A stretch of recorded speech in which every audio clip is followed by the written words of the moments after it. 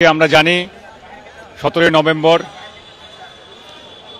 আজকে 17 নভেম্বর 24 জুলাই যে মানবতা বিরোধী অপরাধ হয়েছে সেই মানবতা বিরোধী অপরাধের আজকে যে ঐতিহাসিক রায় হবে সাবেক প্রধানমন্ত্রী শেখ হাসিনা সহ এখানে আরো যারা আসামি রয়েছেন তাদের বিরুদ্ধে আজকে রায় ঘোষণা হবে। সেই রায়কে কেন্দ্র করে আজকে এই বাংলাদেশ সুপ্রিম কোর্টের যে আন্তর্জাতিক অপরাধ ট্রাইব্যুনাল গঠিত হয়েছে, আন্তর্জাতিক অপরাধ ট্রাইব্যুনাল যে আদালতটি গঠিত হয়েছে সেই আদালতে আজকে সেই ঐতিহাসিক রায়টি হবে। আমি আপনাদের দেখানোর চেষ্টা করছি যে আজকের এই রায়কে কেন্দ্র করে এখানে যে নিরাপত্তা ব্যবস্থা, এখানে যে কঠোর নিরাপত্তা ব্যবস্থা নেওয়া হয়েছে সেই নিরাপত্তা ব্যবস্থাটা আমি আপনাদেরকে প্রথমে দেখানোর চেষ্টা করছি।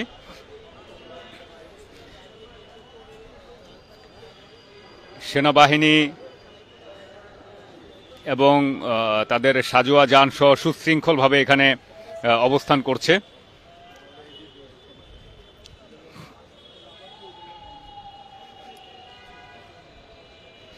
এছাড়াও এই আদালত চত্বরে আছে পুলিশ, র্যাব, সিআইডি সহ পুলিশের আরও বিভিন্ন রকম টিম সাদা পোশাকে এখানে অবস্থান করছে।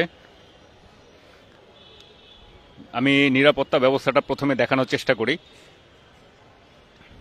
নিশ্ছিদ্র নিরাপত্তা ব্যবস্থা নেওয়া হয়েছে আদালত চত্বরে।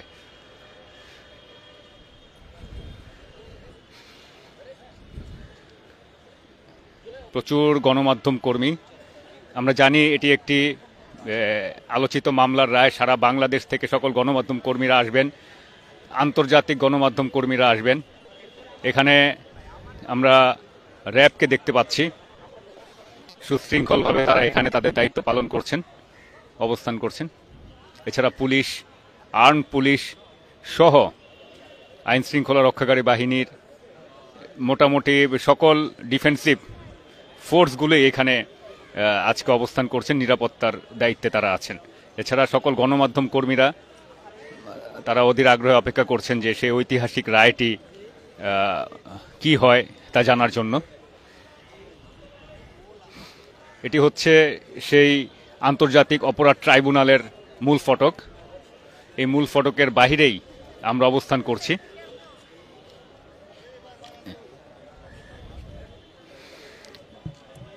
আদালত রায়টি ঘোষণা করার পর আন্তর্জাতিক অপরাধ ট্রাইব্যুনালের যেই প্রধান প্রসিকিউটর রয়েছেন তিনি আসবেন, এসে সংবাদ সম্মেলনের মাধ্যমে সে রায়টি সম্পর্কে একটা ব্রিফ দিবেন। আমরা তার জন্য এখানে অপেক্ষা করছি। আমি এই আদালত পাড়ার আমি পুরো পরিবেশটি প্রথমে আপনাদেরকে আমি দেখানোর চেষ্টা করছি।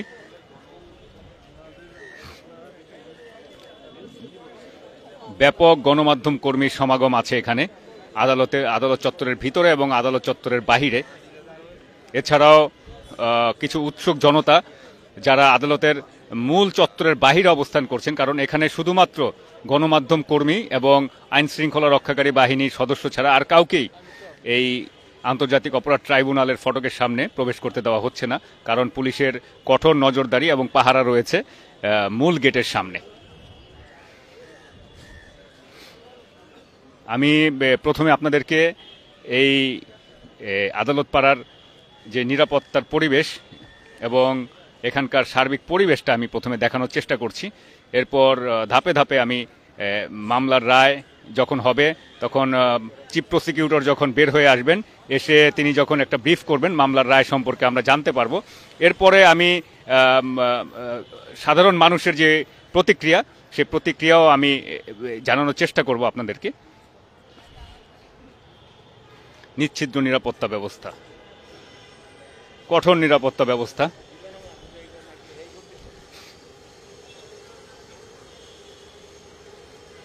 সেনাবাহিনী তাদের সাজোয়া যান সহ সুশৃঙ্খলভাবে তারা এখানে অবস্থান করছেন এবং তাদের দায়িত্ব পালন করছেন।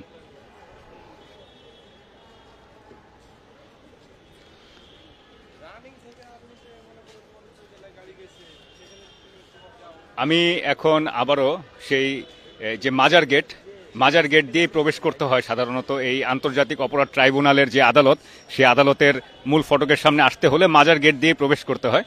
আমি সেই হাইকোর্টের মাজার গেট দিয়ে আমি আবার একটু বাহিরে যাচ্ছি, কারণ বাহিরের কি পরিবেশ সেই পরিবেশটা আমি দেখানোর চেষ্টা করছি। এখানে গেটে পুলিশের প্রহরা রয়েছে, এখানে শুধুমাত্র গণমাধ্যম কর্মী, আইন শৃঙ্খলা রক্ষাকারী বাহিনী এবং আইনজীবী ছাড়া সাধারণ কোনো মানুষ এই গেট দিয়ে প্রবেশ করতে পারছে না। এটি হচ্ছে আদালত চত্বরের সেই মাজার গেট চত্বরের বাহিরের অবস্থা। এখানে বিজিবি তারা এখানে নিরাপত্তার দায়িত্ব পালন করছেন। আপনারা দেখতে পাচ্ছেন বিজিবি সুশৃঙ্খলভাবে এখানে নিরাপত্তার দায়িত্ব পালন করছেন। এছাড়াও পুলিশ রয়েছে।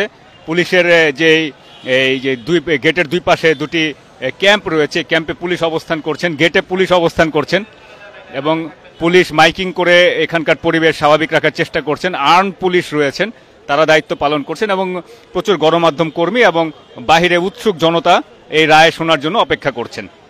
এ হচ্ছে আদালত চত্বরের মোটামুটি সার্বিক বর্তমান পরিস্থিতি। এখানে অনেকেই ব্যানার ফেস্টুন নিয়ে এসেছেন, তারা তাদের বক্তব্য, তারা মন্তব্য পেশ করছেন। আমি একটু দেখানোর চেষ্টা করি আপনাদেরকে।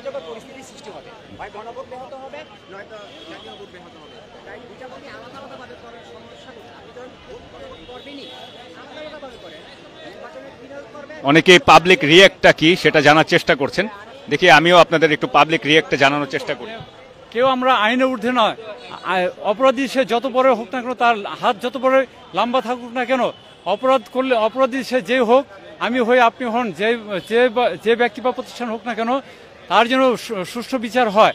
এবং এই যে আওয়ামী লীগের যে একটা প্রতীক আছে, আমরা জানি যে আমাদের অন্তর্বর্তী সরকারের যারা রয়েছেন তারা শুধু আওয়ামী লীগের কার্যক্রম নিষিদ্ধ করেছেন, কিন্তু তারা অনেকেই বলে যে আওয়ামী লীগের দল নিষিদ্ধ করা যাবে না।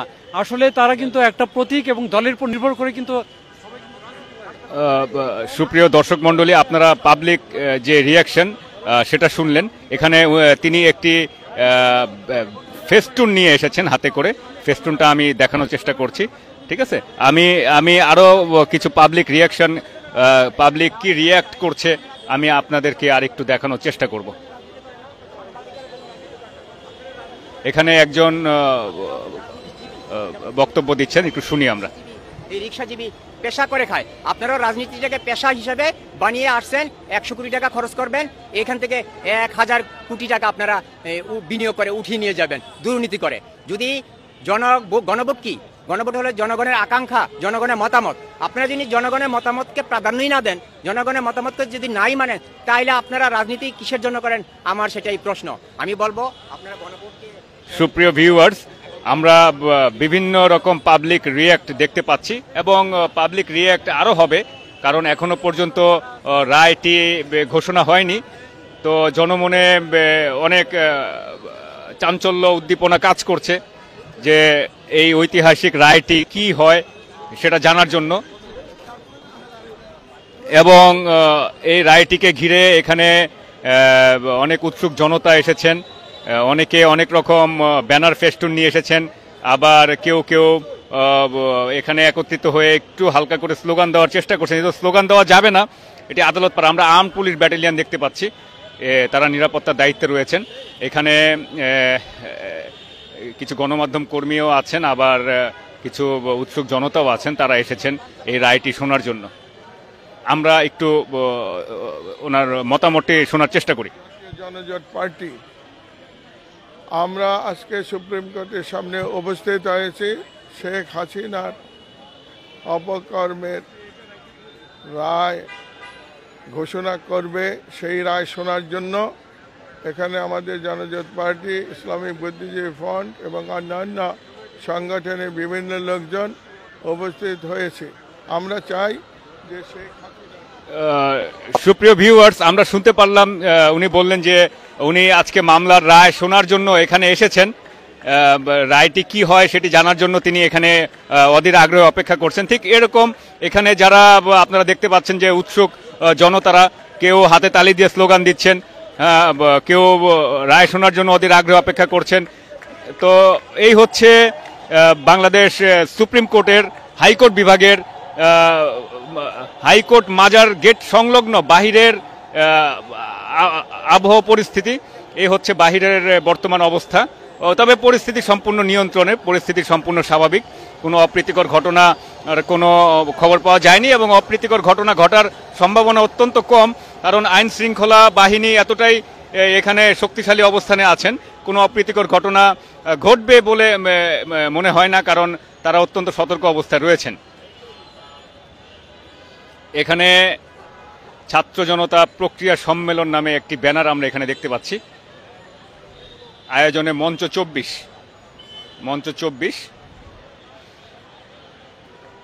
বিভিন্ন সংগঠন, ছাত্র সংগঠন, বিভিন্ন রাজনৈতিক সংগঠন এখানে আজকে এসেছেন, কারণ এটি আজকে একটি ঐতিহাসিক দিন। আজকে একটি ঐতিহাসিক দিন এবং এই ঐতিহাসিক দিনের সাক্ষী হওয়ার জন্য অনেকেই আজকে এখানে এসেছেন কি রায় হয় সেটি শোনার জন্য, এবং তারা প্রত্যাশা করতেছেন, তাই এক একজনের প্রত্যাশা এক এক রকম, তবে এই রায়টি শোনার জন্য তারা এখানে অধীর আগ্রহ অপেক্ষা করছেন।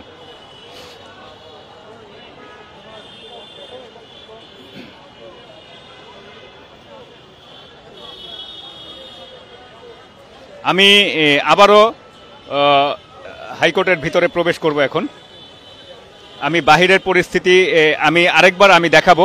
আমি হাইকোর্টের যে মাজার গেট মূল ফটকের সামনে থেকে আমি এক নজরে বাহিরের পরিবেশটি আবার দেখানোর চেষ্টা করছি।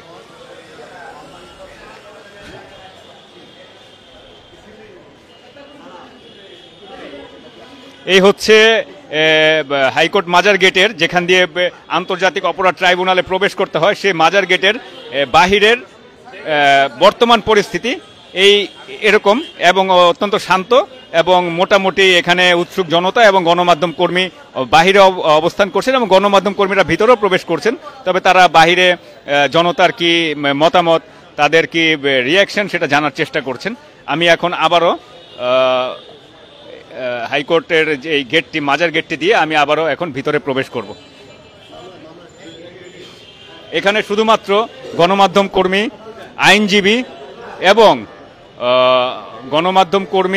আইনজীবী এবং আইন শৃঙ্খলা রক্ষাকারী বাহিনীর সদস্য ছাড়া কোনো সাধারণ মানুষ ভিতরে প্রবেশ করতে পারবে না। গেটে কঠোর নজরদারি এবং কঠোর পাহারায় রয়েছে পুলিশ। আইনজীবী হলে তাদের আইনজীবীর যে কার্ড, সেই আইনজীবীর কার্ড গেটে দেখিয়ে তারপরে ভিতরে প্রবেশ করতে হবে।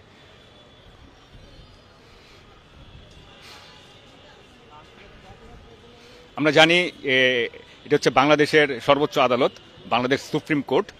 তো বাংলাদেশ সুপ্রিম কোর্টে আইনজীবীরা প্রবেশ করবেন, এটাই স্বাভাবিক।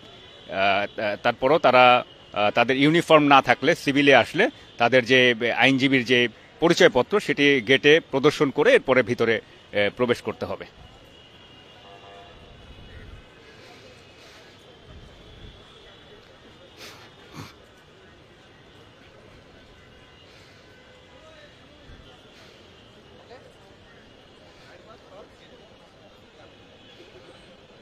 ভিতরের পরিবেশ অত্যন্ত শান্ত এবং পরিবেশ সম্পূর্ণ আইনশৃঙ্খলা রক্ষাকারী বাহিনীর নিয়ন্ত্রণে।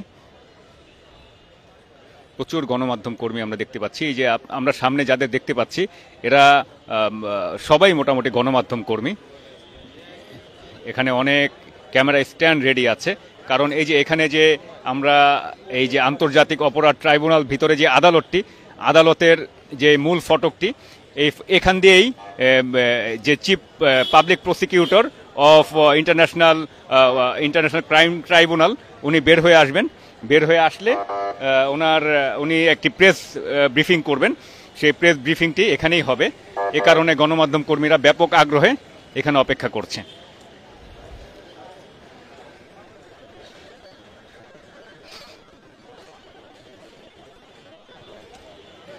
তো বর্তমানে এই ছিল আমার কাছে হাইকোর্ট প্রাঙ্গণের যে আন্তর্জাতিক অপরাধ ট্রাইব্যুনাল, এখান থেকে আমার কাছে এই ছিল সর্বশেষ খবর। পরবর্তীতে আমি আবারও আপনাদের সাথে যুক্ত হব। ধন্যবাদ।